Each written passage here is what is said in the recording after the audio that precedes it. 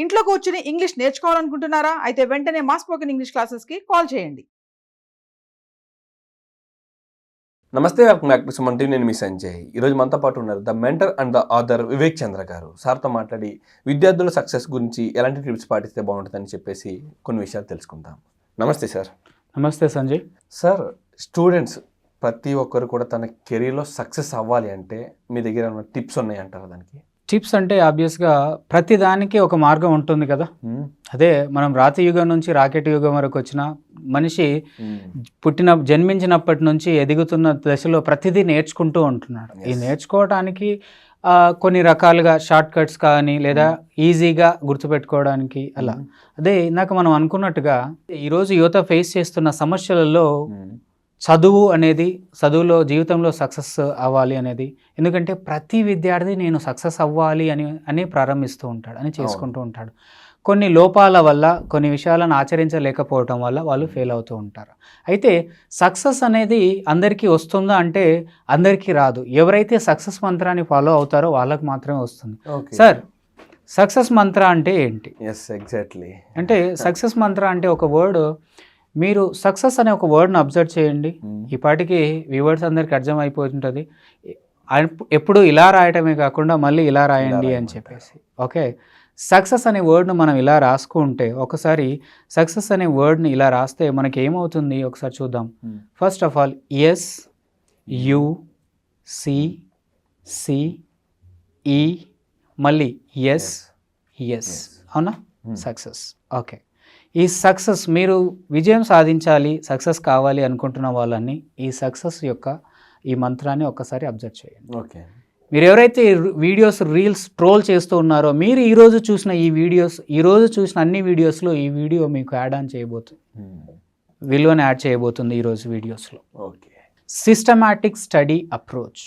ఎందుకు ఏమనుకున్నాము ఎవరు సక్సెస్ అవ్వరు, ఎందుకు సక్సెస్ అవ్వట్లేదంటే వీళ్ళకు సిస్టమాటిక్ స్టడీ అనేది ఉండదు.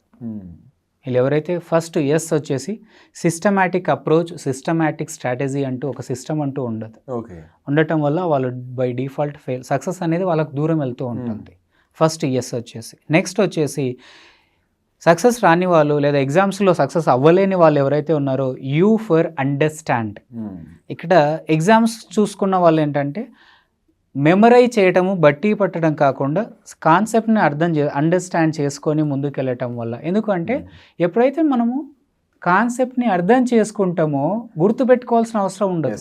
అర్థం అవ్వటమే మైండ్లో, బాడీలో, న్యూరాన్ సిస్టంలో అది అలా రిటెన్షన్ అయ్యి ఇన్స్టాల్ అయ్యి ఉంటుంది. So you for understanding. సరే, మిగిలిన వాళ్ళు అంటారా, జీవితంలో నీ చుట్టూ ఉన్న పరిస్థితులను కరెక్ట్గా అర్థం చేసుకోవాలి. Understand your strengths and weaknesses అంటాం మిగతా వాళ్ళ కోసం. ఓకే, అదేవిధంగా సి ఫర్ మనకు కాన్సన్ట్రేషన్ అనేది చాలా ముఖ్యం. Okay, C for concentration. Concentrate effectively. ఒక అంశం మీద నువ్వు కాన్సన్ట్రేట్ చేస్తే ఖచ్చితంగా నువ్వు రాణిస్తావు. అదేదో డైలాగ్ చెప్పినట్టుగా ఒక్కసారి ఫిక్స్ అయితే నా మాట నేనే, ఒక్కసారి నువ్వు కాన్సన్ట్రేట్ చేస్తే అబ్వియస్గా సక్సెస్ నీ వెంట పడుతుంది. నెక్స్ట్ రెండో సి తీసుకుంటే మనకు కన్సిస్టెన్సీ.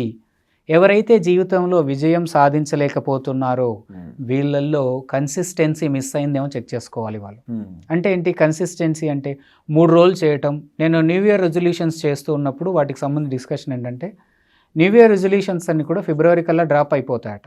అందులో పాయింట్ ఏంటంటే కన్సిస్టెన్సీ ఉండదు, లేకపోవడం. Daily consistency, weekly consistency, monthly consistency, ఇలా మనం డివైడ్ చేసుకుంటే గోల్స్ని, కన్సిస్టెన్సీ ఉండనప్పుడు ఎవ్వరూ ప్రపంచ విజేతలు ఎవ్వరూ కూడా కన్సిస్టెన్సీ లేకుండా వాళ్ళు విజేత అవ్వలేదు. వాళ్ళు మెయింటైన్ చేసిందే మీకు ఈరోజు మేము ముందుకు తీసుకొచ్చాం.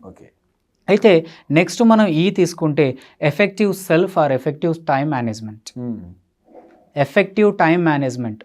అవును, మీ ఇంట్లో పిఎంకైనా మన కంట్రీ పిఎంకైనా 24 hours ఎఫెక్టివ్గా మేనేజ్ చేసుకుంటున్నామా లేదా? ప్రపంచ విజేతకైనా, గల్లీ విజేతకైనా, గ్లోబల్ విజేతకైనా టైం అనేది 24 hours. ఎవరైతే ఎఫెక్టివ్గా మేనేజ్ చేసుకోగలుగుతున్నారో మైండ్కి ఒక లక్ష్యాన్ని ఇచ్చి ఆబ్వియస్గా వాళ్ళు సక్సెస్ అవుతారు. Self assessment. సార్ అన్నీ చేస్తున్నాను అంటే అప్పుడప్పుడు మళ్ళీ మనం క్రాస్ చెక్ చేసుకోవాలి, ప్రోగ్రెస్ ఎంత ఉంది. స్వీయ సెల్ఫ్ అసెస్మెంట్, మనల్ని మనం అసెస్ చేసుకోవాలి.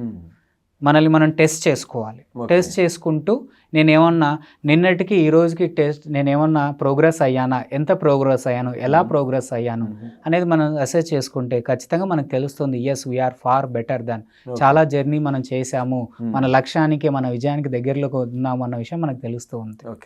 తర్వాత ఇప్పుడు ఎప్పుడూ హార్డ్ వర్కే కాకుండా చివరి ఎస్ వచ్చేసి స్మార్ట్ వర్క్ చేయడం అలవాటు చేసుకో. Smart work okay. Smart work అంటే ఏంటి సార్ అంటే మీ ప్రతిసారి ప్రతి దానికి ఒకటే మార్గం కాదండి. స్మార్ట్ వర్క్లో నేను ఒక మంత్రం చెప్తానంటే వాళ్ళు ఎవరో ఇలా చేశారంట స్మార్ట్గా అని చెప్పేసి నేనేం చెప్తాను అంటే ప్రతి ఒక్క మంత్రం మీకు అప్లై కాకపోవచ్చు, ఒకరి సక్సెస్ ఫార్ములా మీకు అప్లై కాకపోవచ్చు.